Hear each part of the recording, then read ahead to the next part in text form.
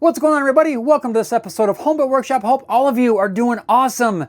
Got a little something different this time around. I don't have a dedicated project video for you this time, but today instead we're going to do sort of a, I don't know what you call it, work in process, so what's on the workbench, shop update, whatever you want to call it. I just want to show you what I'm working on. I'm Jeff. You're watching Home Built Workshop. Let's dig into this.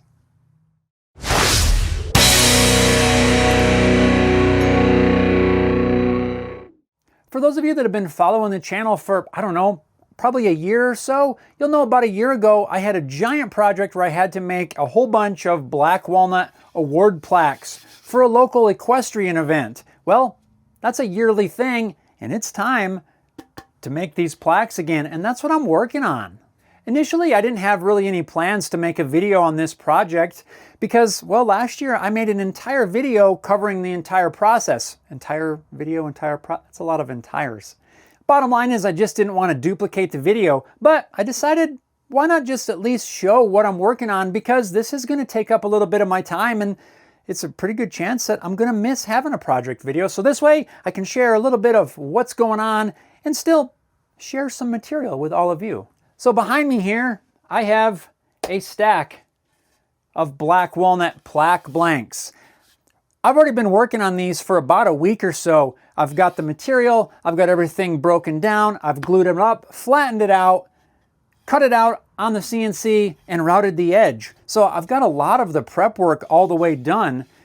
And now we're pretty much at the step where I'm getting ready to start cutting all of the keyhole slots on the back, which also means we're getting mighty close to start burning some images on here with the laser. But first, let's just jump right in and cut some keyhole slots. My friend Mark is going to be coming up to help me out for a little while here, and he's going to run the CNC, cut these keyhole slots, and then we're just going to kind of sand for a while. I don't know what all is going to happen, but I wanted to bring you along and just share a few minutes of this project with you because, well, if you saw the video last year, you'll know it's a pretty big project. And if you haven't seen that video, link down in the description. Pause this one, open that link in a new tab, go watch that, then you'll know exactly what we're doing.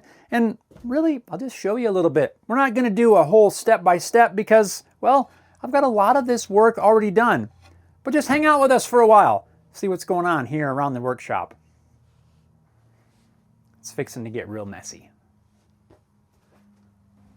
I'm using the CNC machine to cut these keyhole slots. One thing interesting here is while I was recording this clip, I didn't realize it was in a time-lapse mode. So have you guys ever seen a time-lapse actually slowed down? This is what it looks like. The keyhole slot is the last piece that needs to be cut on these plaques before we can begin sanding, which is going to take up the majority of our time. Yay! This entire sanding process took us a total of basically 3 straight days. A lot of work goes into this process because y'all know the more prep time you spend at this step of the process, the better the results at the end of the process. We started out having to work inside because the weather wasn't really cooperating, rain and sprinkles and that sort of thing.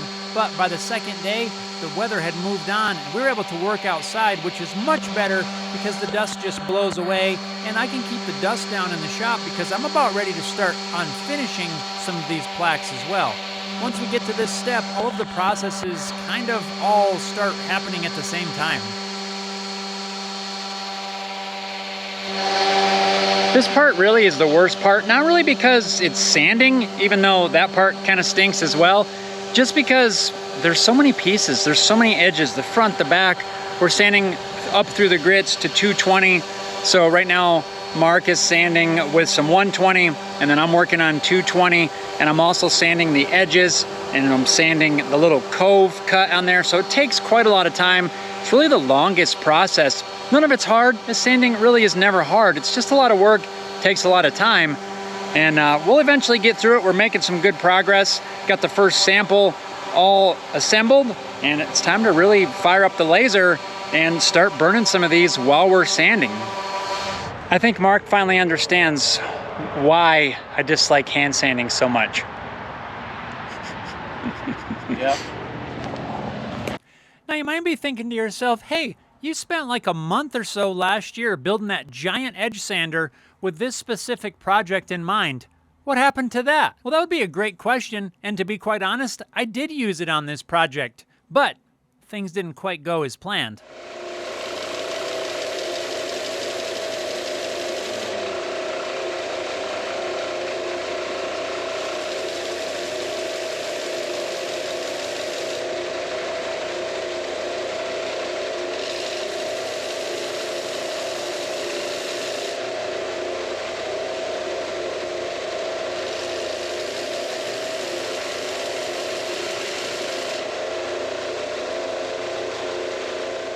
When I bought this sander originally, one of the selling points was the fact that it came with a whole bunch of different grits of sanding belts. These are some big belts. They're 8 inches wide and 107 inches long.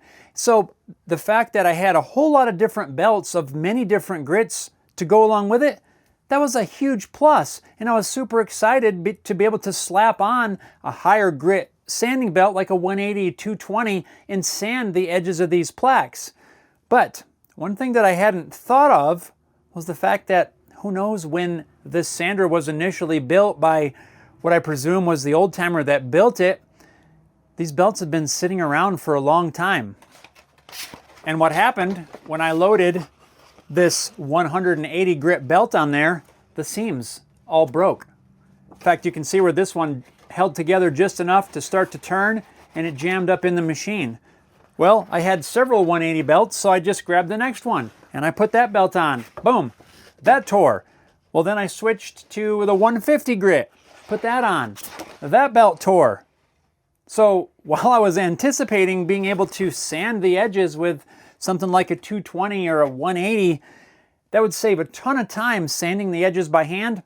I wasn't able to do that. I just ended up using the 100 grit belt for a light initial pass. That's the same belt that was on there throughout the whole process when I was building it, that red belt that you see in all the videos, which if you haven't seen, by the way, there's a playlist link down in the video description, several episodes long of building this machine, converting it into a edge sander as opposed to the flat horizontal type sander when I bought it. So that's why I wasn't able to utilize it exactly like I was hoping for. Unfortunately, that just means that I now have to buy some new belts, even though I've got probably 15 more belts that came along with this machine. None of them are any good. They just sat around for a long time, but I hate to throw these away because that's a lot of sandpaper. So I got to try to find some good uses for that. Maybe I can glue them to some sanding blocks or something along those lines. But that's the main reason why I wasn't able to utilize that machine like I was hoping for. Plus, if you could see in that little clip, the dust collection, well, that didn't work as well as I'd hoped either, so I need to go back to the drawing board on that. All that stuff is fine. And in fact, if you remember in the video, I mentioned if it doesn't work, we'll just change it. And that's one thing I got to add back to the list. The sander's super cool, but needs a little bit of updating and some new belts. As I already mentioned, the next several steps after the sanding all happen simultaneously, kind of a Lazy Susan type of project. As soon as everything's sanded up to 220, it gets put on the laser engraver and some text and different things for the award gets engraved in there. Then it gets another sanding with 320, followed by some of this antique walnut gel stain made by General Finishes. Not sponsored. Once the stain is applied, I've got stain drying. Then I can set everything up and start applying the finish, which is some spray lacquer. Again, if you didn't see the original video, I use spray lacquer in a can because I have nowhere to set up all of these at once. I would love to be able to use a spray gun. It would be a lot faster. I just don't have the facilities to do that. Really just a space thing. I end up with stain drying, I end up with finish being applied, I end up with the laser engraver running, kind of all at once in a revolving door sort of situation. It works out really well as long as I keep all of the stations kind of moving along. And once the lacquer's all dry, then we get to take the finished walnut plaque inside, where we can then apply the 3D printed centerpiece, which really completes the entire plaque.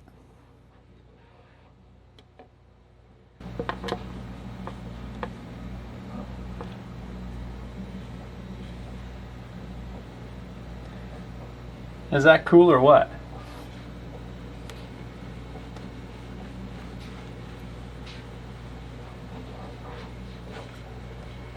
Ready to be packed up and delivered. And this is actually the last plaque. This wraps up this project for this year. I've got about overall 2.5 weeks of time in this entire process. And I know, again, I didn't film the entire process because there's a link down below. You can go check out that video from last year. Last year I had probably a month, 4 weeks or so into that project. Still a lot of 3D printing. These things take quite a bit of time to get knocked out. Thankfully, you can just sort of set it and forget it. Start a print, go work on some other things. But I've been doing a ton of 3D printing, not just on these. There's something else I want to show you that's been taking up a lot of my time, even though I've been really busy on these plaques. If you've been following along on the channel for any length of time, I'm sure you've seen a handful of projects at least where I've done some different projects for my daughter related to horseback riding and all that sort of thing. She is very active, rides horses, loves horses, and all of that sort of thing. Well, this is a project that we've been working on for a little while, and I guess we can sort of finally announce this.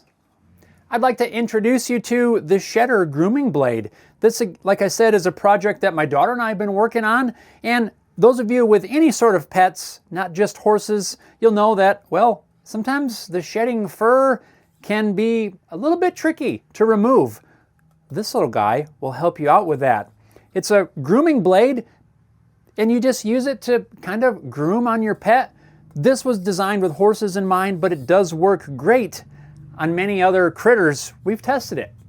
This is a 3D printed ABS plastic body. It's got a double-sided grooming blade in here so that as it wears out, you can remove this carefully, flip it over, tap it back in place, and keep on grooming. It works really well. There are many tools designed for shedding out a coat on especially horses, a shedding blade and that sort of thing. And while this does the exact same thing, we've tested it and have been using it kind of post-ride and for all different occasions. So it works really good for pulling out dirt of a coat, all kinds of stuff like that, not just for shedding out a winter hair coat, although it does work really good for that. We've been busy 3D printing these. We've got them in several different colors, and also we've been working on them in several different sizes as well. And not just making them, but also working on the packaging. We've got labels, we've got displays, and we even have these in a local shop here in town, local to us already. There's gonna be a couple more places we're gonna be getting these in, hopefully. So these have been taking up a ton of time, not only on the 3D printer, but just time in general. We've been building out the website, which by the way is hbequine.com. You can go pick up one of these in any of the 3 sizes. We've got some other plans for some things we want to offer later. I'd like to try to make some of these out of wood. We'll see if we can get to that. Once we kind of get settled in on these, then I think I'll work on that. Try to make some wooden ones. I think that'd be a fun project as well. Go check them out, hbequine.com. And if you're interested, pick one up. Let me know your favorite color. You got them all listed on there. You can check it out. So that's really what we've been working on around here. Plaques, plaques, plaques, and shedders. We've got the 9-inch, the 6-inch, and the 3-inch. We've been keeping mighty busy. But now that the plaques are done, we'll be able to move on and kind of get back to regularly scheduled programming. Hope you guys enjoyed this little shop update, what's on the workbench, really just kind of what we've been doing lately. Love to have you go check out these. Even if you're not interested, like I said, just go check out the website. Let me know what you think. Probably, I would say it's maybe probably my favorite website to date. It's really just kind of turned out really nice, and I'm pretty happy with it. So thanks a lot for watching, everybody. Don't worry, we're going to keep doing project videos. Now that these things are out of the way, we'll be able to get back to it. Thanks a lot for watching. Hope you're all doing great. We'll see you next time. Shedder. Let's go get these listed on the website.